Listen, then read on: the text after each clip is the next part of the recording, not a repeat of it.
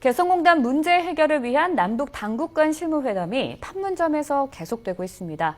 남북 양측은 첫 발언부터 입장 차이를 드러내는데요. 계속해서 의견을 주고받으면서 의견차를 좁혀가고 있는 것으로 전해졌습니다. 취재기자 연결해 자세한 내용 알아보도록 하겠습니다. 이선아 기자.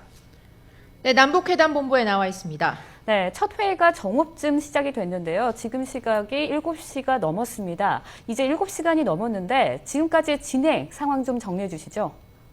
네, 원래 오늘 오전 열리려던 남북 실무회담은 오전 10시쯤에 시작이 될 예정이었습니다.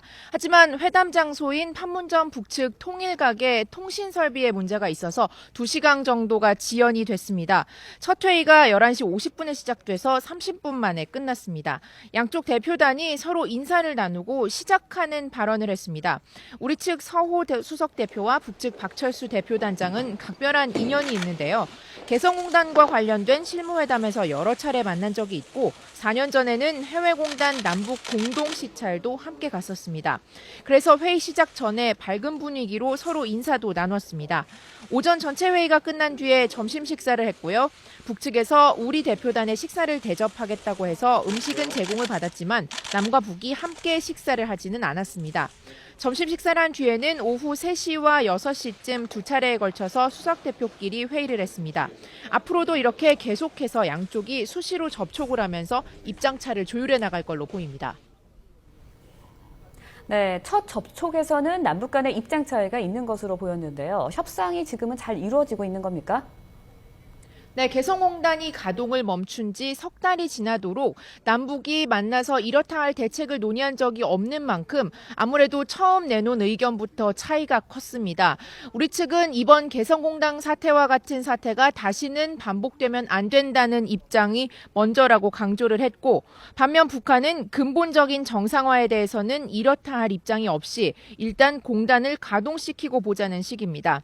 우리 측은 처음부터 이번 개성공단 사태는 북한의 책임이 있다는 점을 분명히 하고 시작했습니다.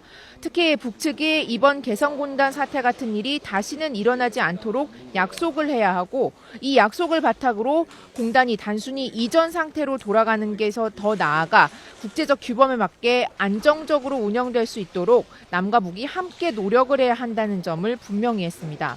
구체적인 사안 가운데서는 우선 공단에 남겨놓은 완제품과 자재를 갖고 나오는 문제부터 협의하자고 제안했습니다. 하지만 북측은 사태 책임이나 재발 방지 약속에 관한 얘기는 꺼내지 않았습니다. 북측은 개성공단 기업인들이 우선 방북해서 설비 점검부터 할 수 있도록 하자는 입장입니다. 또 우선 완제품은 갖고 나가도 좋지만 자재는 공단이 다시 가동될 수 있으니 불필요하게 갖고 나가는 일은 없어야 할 거라고 밝혔습니다. 그러면서 가동할 수 있는 공장부터 먼저 운영하자고 주장하고 있습니다. 양쪽은 이렇게 사안마다 나타나는 의견 차이를 좁혀가면서 오늘 밤 늦게까지 회담을 이어갈 걸로 보입니다. 지금까지 남북회담본부에서 YTN 이선아입니다.